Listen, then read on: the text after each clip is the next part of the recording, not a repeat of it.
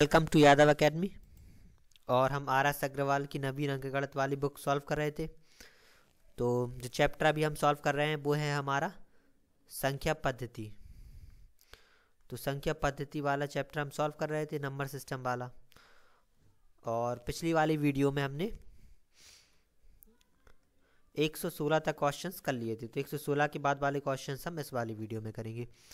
हमारी ये किताब है, ये है हमारी 2020 का एडिशन।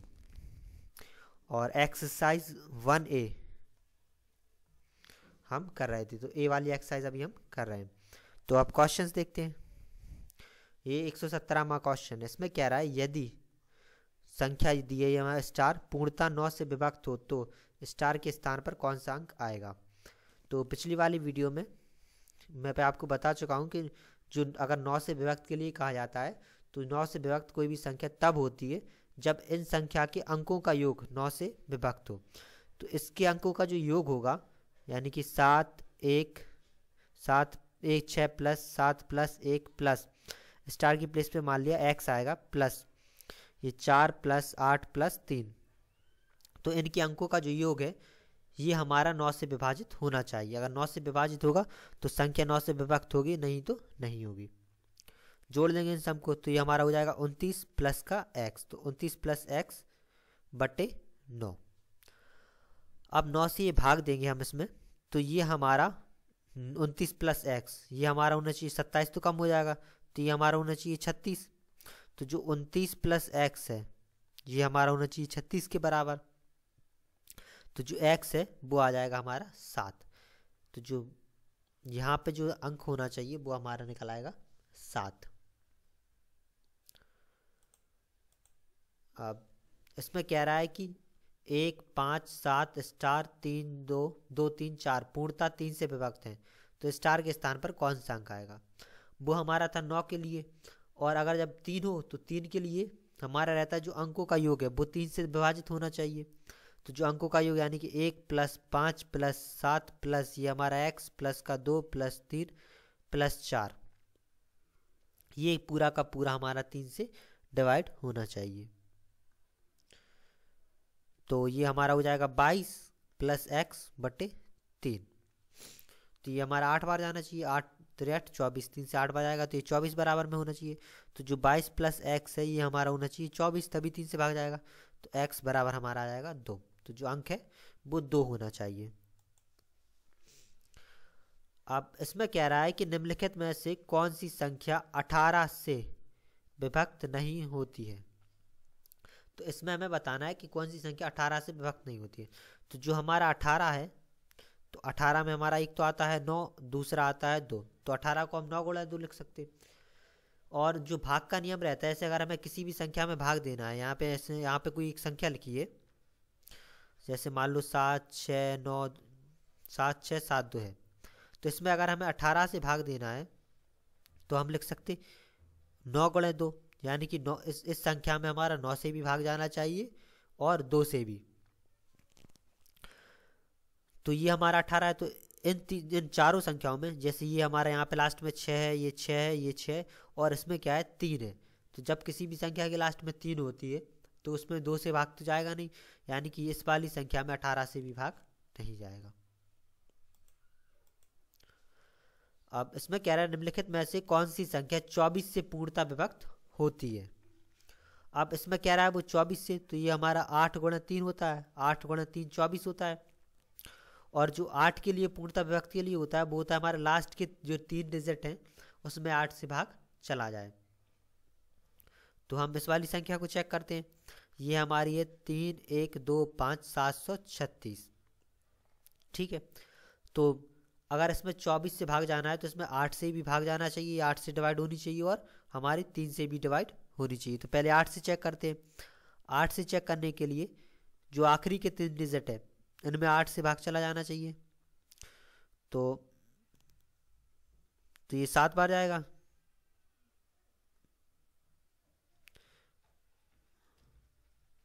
आठ 9 बार चला जाएगा। ये 8 9 72, तो ये 9 बार चला गया। ये बचा 1 6, तो 8 से 2 बार 16, तो भाग चला गया, यानी कि ये संख्या हमारी 8 से डिवाइड है। अब 3 से चेक करेंगे। 3 से चेक करने के लिए इसके अंकों का योग है 3 प्लस 1 प्लस 2 प्लस 5 प्लस का 7 प्लस का 3 प्लस 6, ये पूरा का पूरा हमारा 3 से डिवाइड होना चाहिए। जोड़ लेंगे तो ये आ जाएगा 27, तो 27 हमारा 3 से डिवाइड होता है, यानी कि ये जो संख्या है ये हमारी 8 से भी डिवाइड हो रही है और 3 से भी, तो ये हमारी 24 से भी विभाजित होगी। तो ये आ जाएगा 31, 25, 736। ठीक है, और ये इन संख्याओं को हम चेक कर लेंगे तो ये हमारी 24 से डिवाइड नहीं होगी, क्योंकि ना ये 8 से डिवाइड होगी और ना ये 3 से, किसी भी एक से ना हो। अब इसमें कह रहा है कि किसी संख्या को 7 से गुणा करने पर गुणनफल का प्रत्येक अंक 3 प्राप्त होता है, तो सबसे छोटी संख्या क्या है। ठीक है, तो गुणा करने पर क्या है, हमारे प्रत्येक अंक 3 प्राप्त हो रहा है, यानी कि जब गुणा कर रहे हैं तो वो संख्या हमारी 3 3 3 3 3 3 इस तरीके से बन जा रही है। ठीक है, तो अब वो पूछ रहा है भाई सबसे छोटी संख्या क्या है कि जिसमें गुणा करें, तो गुणा करने पर हमारी ये संख्या बन जा रही है। अगर इसी संख्या में हम 7 से भाग दे दें तो वो संख्या आ जाएगी जिससे गुणा करना चाहिए, जिससे गुणा करने पर ये संख्या आएगी। तो इसमें 7 से भाग हम जब तक देते जाएंगे जब तक कि ये पूरे का पूरा ना कट जाए, यानी कि इसका शेष आना बंद हो जाए। तो अब इसका हम भाग देंगे तो ये जाएगा हमारा 4 बार, तो ये हो गया 28, ये बचा हमारा 5 और ये हमने 3 उतार लिया। तो अब जाएगा ये 7 बार, तो ये आ गया 49, ये बचा हमारा 4, ये 3 उतार लिया।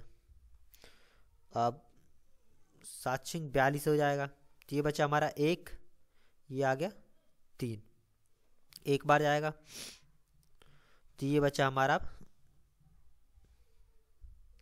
6, अगला 3 उतार लिया, तो ये हो गया हमारा 9 बार। तो अब ये पूरा का पूरा कट गया, तो ये आ गई हमारी संख्या। अब अगर हम इस संख्या में 7 से गुणा करेंगे तो ये इतनी संख्या में प्राप्त हो जाएगी। ठीक है, तो उसने सबसे छोटी से छोटी संख्या पूछी है, तो ये हो जाएगी हमारी 47,619। तो 47,619 संख्या है जिसमें अगर हम 7 से गुणा करेंगे तो हमें 3 3 3 3 प्राप्त हो जाएंगे। अब इसमें कह रहा है 1 से 200 के बीच कितने पूर्णांक हैं जो 2 और 3 से विभक्त होंगे। ठीक है, तो वो कह रहा है 2 से और 3 से दोनों से विभक्त हो, यानी कि वो संख्या क्या हमारी 6 से विभक्त होनी चाहिए, क्योंकि जब 6 से विभक्त होगी तभी वो 2 से भी विभक्त होगी और 3 से भी विभक्त होगी। अब वो कह रहा है 1 से 100 के बीच ऐसे कितने पूर्णांक हैं, तो अगर हम 1 से लेके बात करें तो पहले 1 2 3 से लेके तो 6 आएगा, इसके बाद 12 आएगा, इसके बाद 18 आएगा, इसी तरीके से ये हमारे 200 तक के बीच में आते रहेंगे। ठीक है, तो अब हमें यहाँ से इस 6 से लेके इस 200 तक के बीच के जो पूर्णांक है संख्या चाहिए वो चाहिए। तो इसमें हम 6 से भाग दे देंगे, 6 से भाग देंगे तो 200 तक में जितनी भी जगह 6 से जितनी भी संख्या होंगी जिनमें 6 से भाग जाएगा वो आ जाएंगी इनके बीच की, यानी कि ये सारी की सारी संख्या आ जाएंगी। तो इसमें 6 का भाग 200 में दे देंगे, तो ये 3 बार जाएगा 18, 2 1 0 थे 3 बार 18, 2 शेष बच जाएगा, यानी कि 198। तो जो कुल 6 तक के पूर्णांक होंगे वो आ जाएंगे हमारे 33, यानी कि 33 ऐसी संख्याएं होंगी जिनमें 6 से भाग चला जाएगा, यानी कि 2 से और 3 से भाग चला जाएगा। अब इसमें कह रहा है एक संख्या को 13 से विभाजित करने पर एक शेष बचता है, यदि भागफल को 5 से भाग दें तो 3 शेष बचता है, और यदि इस संख्या को 65 से भाग दें तो शेषफल क्या होगा। तो सबसे पहले हमने मान लिया माना जो भागफल है वो q है। ठीक है, तो जो संख्या होगी हमारी तो वो क्या 13 से भाग देने पे भागफल q आ रहा है, शेष आ रहा है 1, तो हो जाएगी हमारी 13q + 1।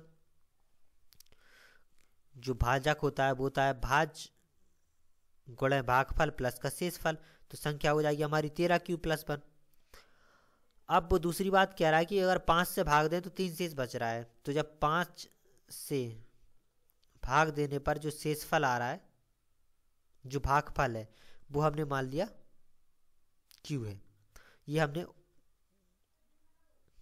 x मान लिया। ठीक है, तो 5 से भाग देने पर जो भागफल है वो हमने मान लिया x है। तो जो q होगा वो क्या कह रहा है, भागफल में 5 से भाग दिया तो यानी कि q बराबर में हमारा हो जाएगा 5x + 3। तो x बार भाग गया, 5 का भाग गया तो 5x प्लस का 3 बराबर में आ जाएगा हमारा भागफल, यानी कि भागफल में ही उसने भाग दिया, ये आ गया। अब इस q का मान हम यहाँ पे रख सकते, तो ये हमारा 13, 5x प्लस का 3 और प्लस 1, तो ये हो गया हमारा 65x प्लस का 39 प्लस का 1, तो 65x प्लस 40 आ गई हमारी संख्या। अब ये आ गई हमारी संख्या 65x प्लस 40। अब वो पूछ रहा है कि अगर इस संख्या में 65 से भाग दें तो शेषफल क्या होगा। तो अगर हम 65 से भाग देंगे इस संख्या में, तो 65x प्लस 40 में अगर हम 65 से भाग देंगे तो ये हमारा बचेगा x प्लस का 40 बटे 65, यानी कि 40 इसका शेष आ जाएगा। और यहीं से डायरेक्ट कर सकते, 65 का भाग देंगे x बार जाएगा और इसमें 40 शेष बचेगा, तो ये हो जाएगा 40।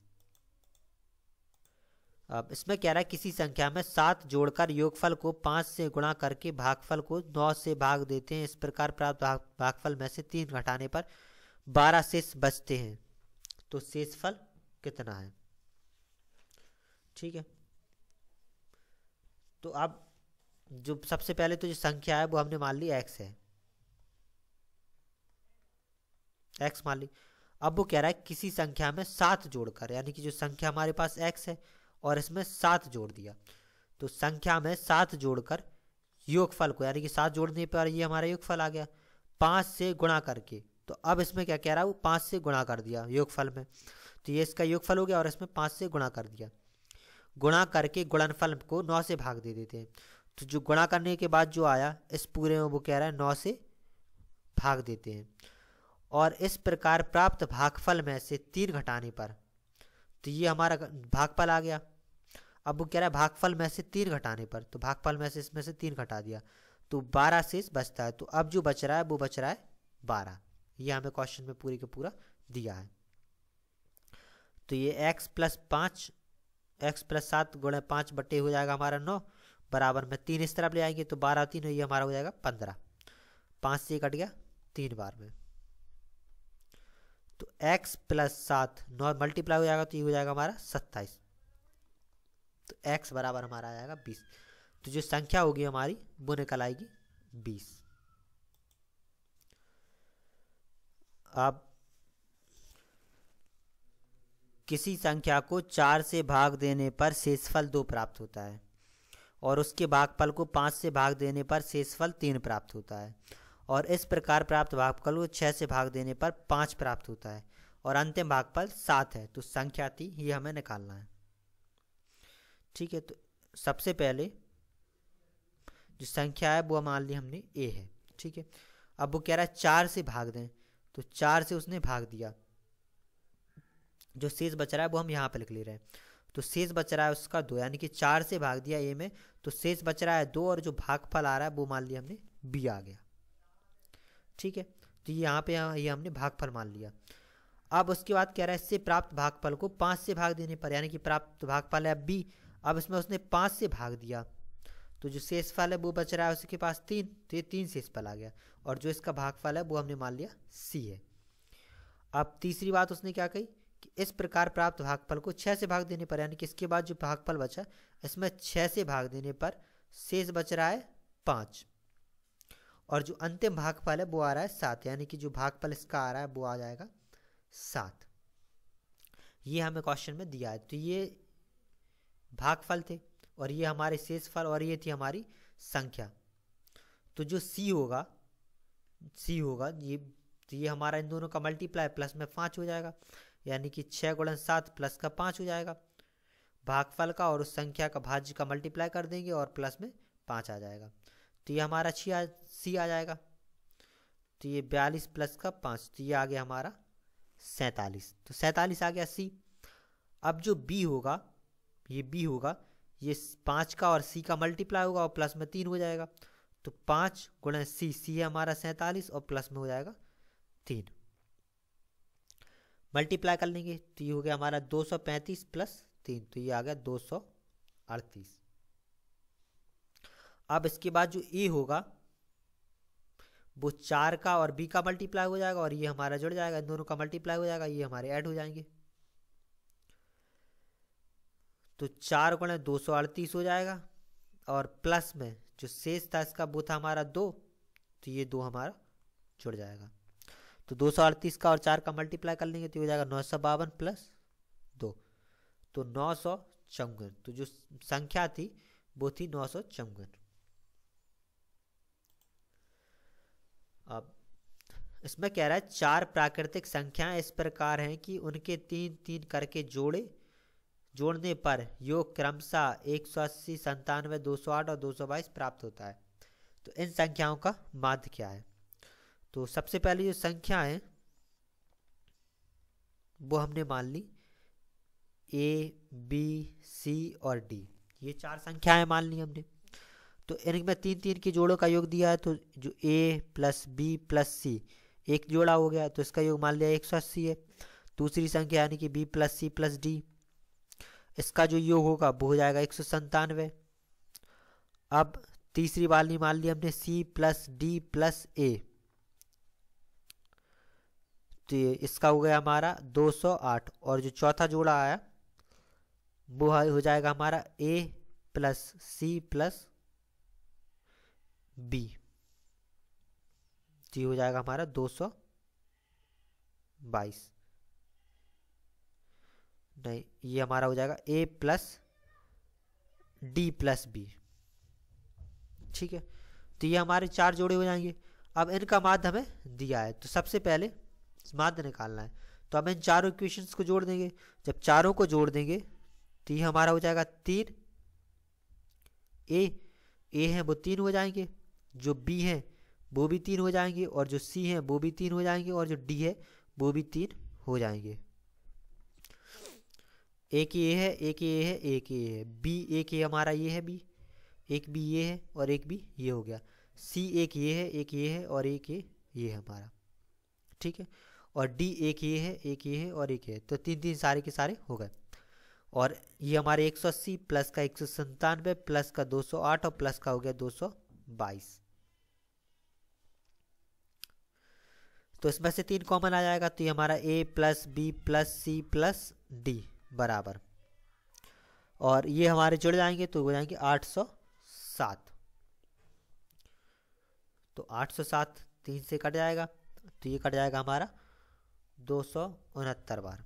तो जो A plus B plus C plus D है ये आ गया हमारा 269। अब वो कह रहा है इन संख्याओं का माध्य, तो जो इन संख्याओं का माध्य होगा वो हो जाएगा A प्लस का B प्लस का C प्लस का D बटे 4। तो ये हमें दिया है 269 बटे में हो जाएगा 4। 4 का भाग दे देंगे तो ये हो जाएगा 67 सही 1/4। जो इनका माध्य होगा वो निकल आएगा 67 सही 1/4। अब इसमें कह रहा है कि 3 अंकों वाली एक संख्या 4A3 3 अंकों वाली दूसरी संख्या 984 को जोड़ने पर 4 अंकों वाली संख्या 13B7 प्राप्त होती है, जो 11 से विभाज्य है। तो 3A प्लस का 4B बराबर में ये हमें निकालना है। ठीक है, तो 3 अंकों वाली एक संख्या है 4A3 और जो दूसरी संख्या है वो है 984, और इन दोनों को जोड़ने पर एक 4 अंक की संख्या 13B7 ये बन रही है। ठीक है, ये हमें क्वेश्चन में दिया है। और दूसरी बात वो कह रहा है कि ये 13B7 है, ये हमारी 11 से विभाजित है, 11 से विभाज्य।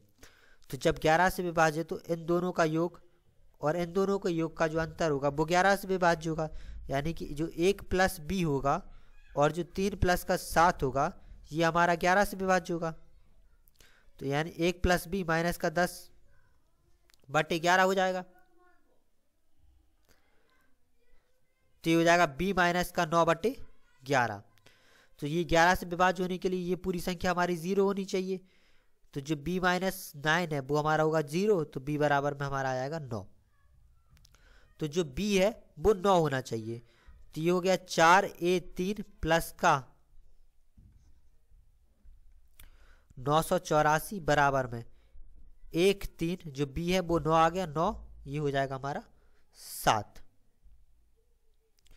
ठीक है, अब इस पूरी को इस तरफ ले आएंगे तो 4A3 बराबर ये हमारा 1397 और ये हमारा 984, तो घटा देंगे तो घटाने पे हमारा आ जाएगा 413। ठीक है, अब इसे हम तोड़ लेंगे तो ये हो जाएगा 400 प्लस का 10 ए और प्लस का 3 बराबर में हो जाएगा 413। इन दोनों को बराबर के उस तरफ ले गए तो ये 10 ए बराबर में हो गया 413 माइनस का 400 और माइनस का 3, तो 10 ए बराबर बचा हमारा 10। तो ए बराबर हमारा निकला है 1। ए 1 निकला है, बी निकला है हमारा 9, और हमें मान पूछ रहा है वो 3 ए प्लस का 4 बी, इसका मान हमें निकालना है। तो 3 ए का मान है 1 प्लस 4 गुणे बी का मान है हमारा 9, तो ये हो गया 3 प्लस का 36 तो 39। तो जो इसका मान होगा वो आ जाएगा हमारा 39। अब अगला क्वेश्चन, इसमें कह रहा है दो ऐसी संख्याएं हैं कि पहली संख्या को 2 बार और दूसरी संख्या को 3 बार जोड़ा जाए तो 100 प्राप्त होता है, और इसी प्रकार पहली संख्या को 3 बार और दूसरी संख्या को 2 बार जोड़ा जाए तो 120 प्राप्त होता है। तो बड़ी संख्या कौन सी है?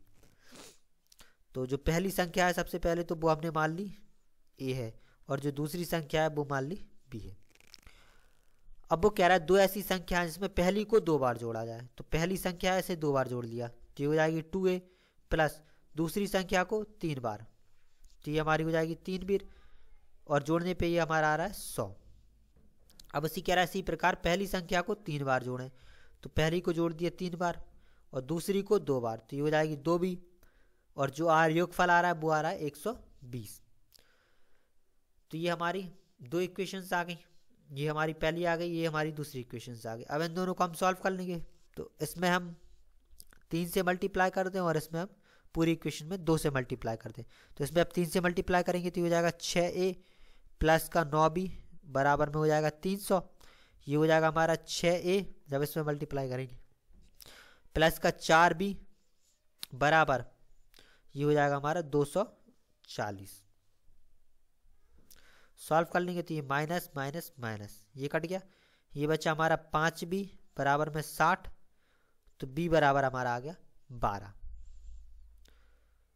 तो b आ गया 12। अब दोनों में से किसी भी इक्वेशन में b का मान रख देंगे तो a आ जाएगा। तो इक्वेशन है हमारी 2a प्लस का 3b बराबर में 100, तो ये 2a प्लस 3 गुणे 12 बराबर में हो जाएगा 100। तो 2a प्लस का 36 बराबर आ गया 100, तो 2a बराबर में आ गया हमारा 64,